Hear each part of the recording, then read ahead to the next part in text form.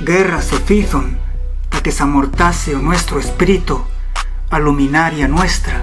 ta que no fablásenos a nuestra lengua funda.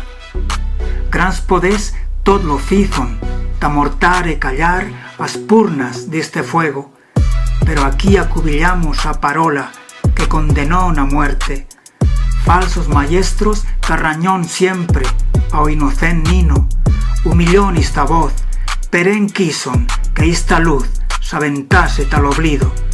E cuántos fusils apuntón enta estos cuerpos, quereban que no en quedase un sacre de nosotros, o nuestro único aliento lo quereban convertito en un puzo de silencio.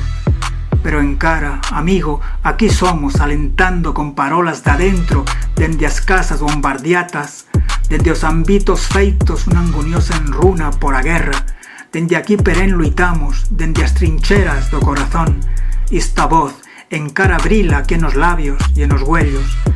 e perén dende o regno do más tristismo chelo, plega la violencia más fura, dende a muerte viene el odio a prevar de conquistar.